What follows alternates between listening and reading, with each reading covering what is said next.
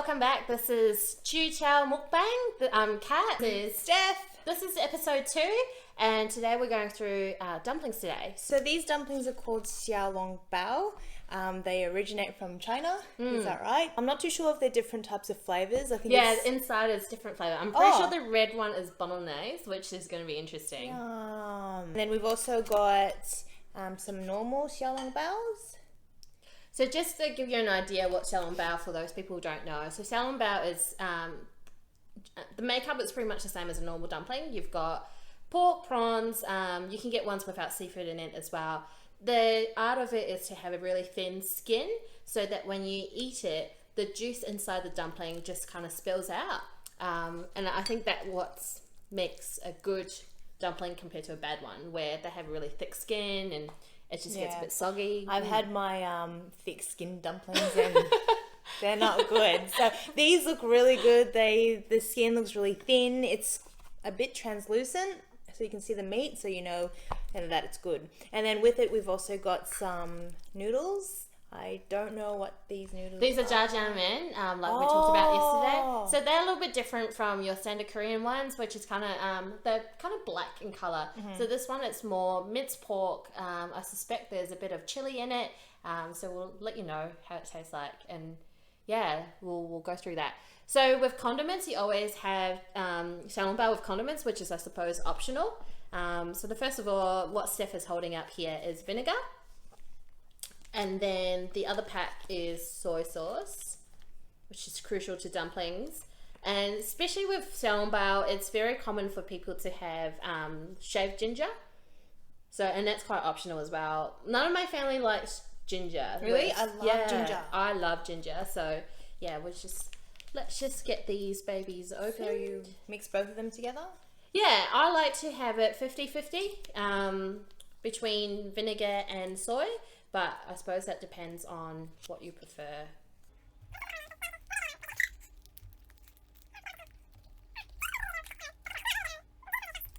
A bit. Get those ginger in there. Yeah. Alright, so some part of the skill is to make sure you don't puncture the skin so that you lose all the juice. So yeah, it takes good chopstick skills to eat this. So I'm not sure what this is, what flavour this is.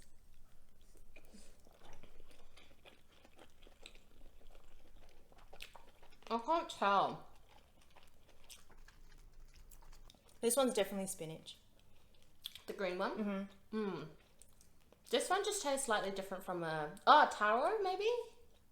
I think they've got chopped up pieces of taro in there. I don't know. The skin is very, very thin. So it only takes one bite to break the skin, and there's a bit of soup in there. Which consists mostly of pork fat. So it's not the healthiest dumpling to eat.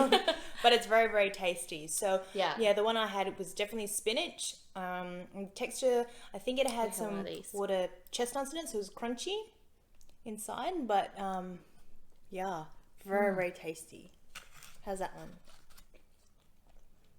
Now that I've eaten a plain one, I think the purple one tastes like a plain one.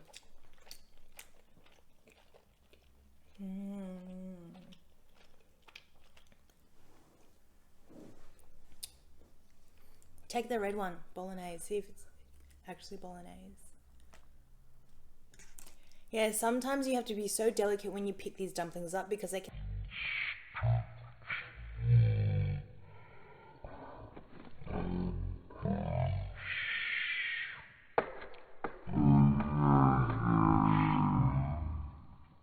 Is it? Really? Good? I don't know. Oh, you don't like... It's weird. It's kind of like Lucky Dip with dumplings.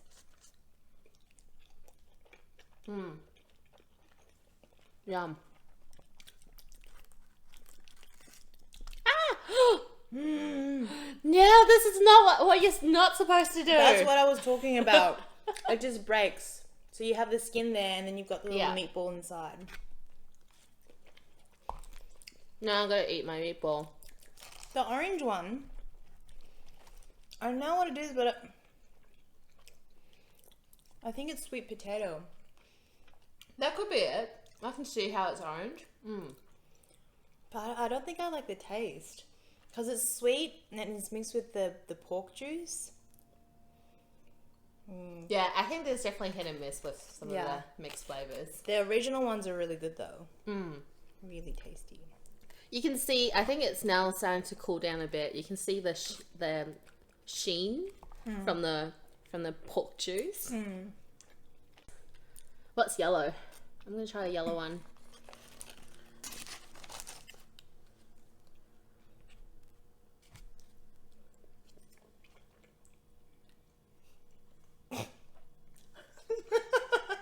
It's a really weird taste. Is it sweet? Almost like butter. Maybe it's butter. I'll try the grey one. Oh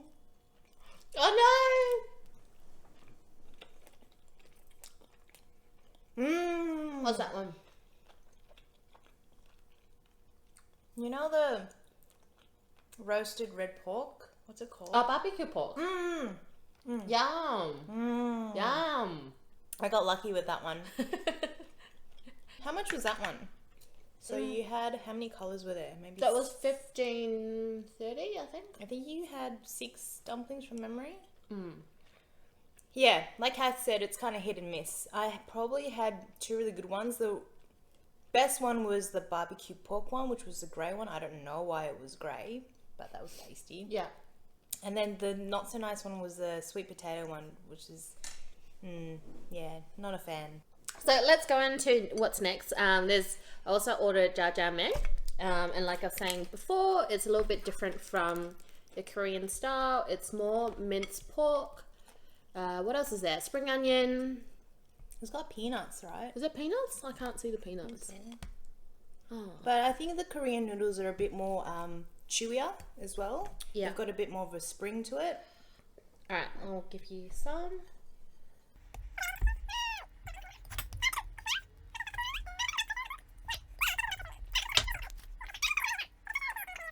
Spicy noodle though. Let's give it a shot.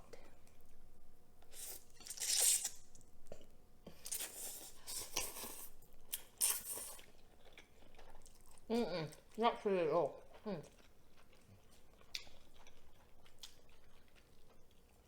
The taste is subtle. It's good flavours though. I like it.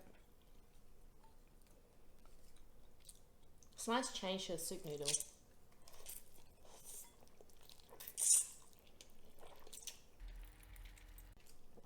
What's up with Asian eating so much pork? Like, a whole entire meal here is all pork. I've noticed that Koreans love pork too.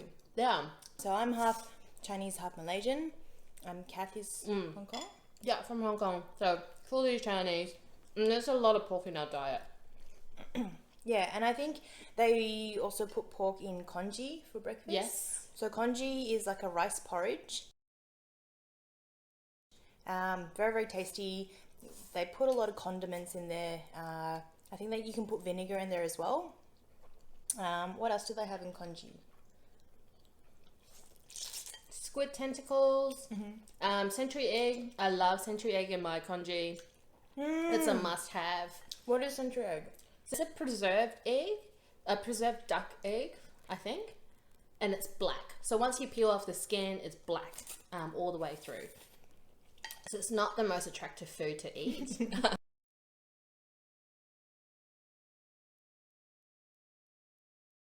Yeah, and then what else have we put in our congee? Oh, donuts. The Chinese donuts. It's really good. So the congee or the Chinese donuts are not sweet. They're actually savory. I find them quite oily, but they're so good. Yeah, and then and it's a thing in Hong Kong where you have congee with soybean milk. Soybean milk. Mixed into it? No, not mixed into it, like as a drink. Yeah. What do you think of the noodles? Yeah, it's good. I think it could do with a bit more topping though. I think there was a lot of noodles and not enough toppings. So what's the most popular dish in Hong Kong? I think in Hong Kong we've got lots of different food, and Hong Kong cuisine on its own, it's quite. I think it will be very similar in Malaysia, where it's a mix and match of cultures. Yep. So every time I go back, it's like an eating trip. So I just go there and eat all day, all night, every day. I even have to pre-plan my meals so that I don't waste any stomach space on food that is not critical. Especially if I only go back once, like about a week at a time. Mm-hmm. So what's the first meal, your go-to meal when you go to Hong Kong? Oh, no, it can't be home cooking. So always, Really? Yeah, as soon as I land, go back to grandma's place and eat her home cooking meal. It can't beat that. You can't go out and get the same food. There's a restaurant that we really like called Tai Fung. It's been around since, I think, as early as 1800 maybe? Is that possible? Wait, that's... Is it that old? It's like 100, 200 years old? Maybe. I don't know. Well, it's really, really old. Like, as in really, really old. Anyway, they do a really good Swiss sauce chicken wings and a souffle. Love the souffle there. Vanilla souffle. And my favourite thing there is the become quite lobster fusion. bisque. Yeah, for sure, definitely. So Malaysia, I know, I haven't been back for a while, but I know there's a lot of curry. They have a lot of influence from Indian cooking as well.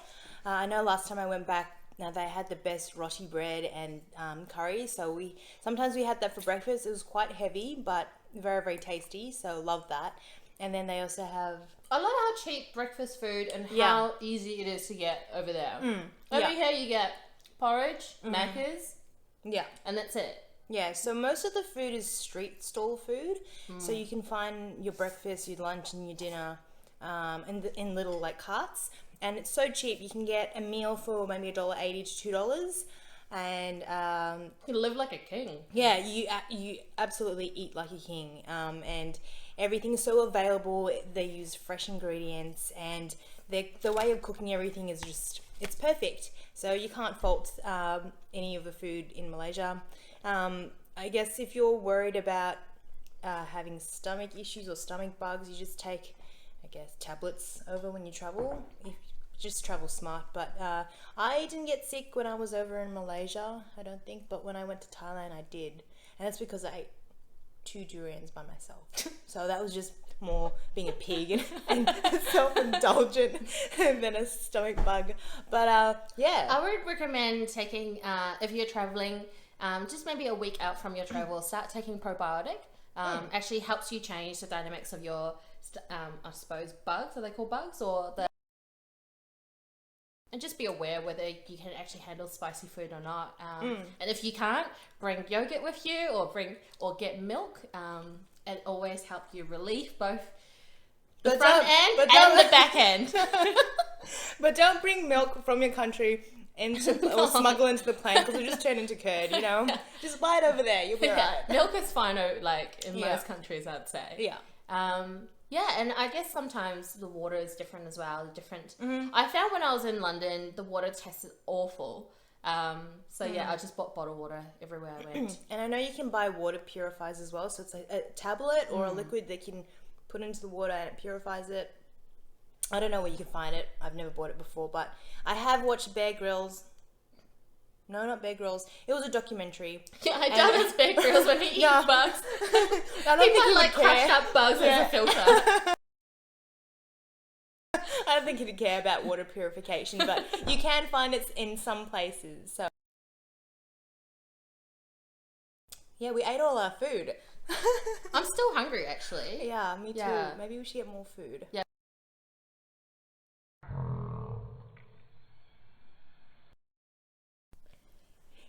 Oh, it's already recording. Oh shit, really?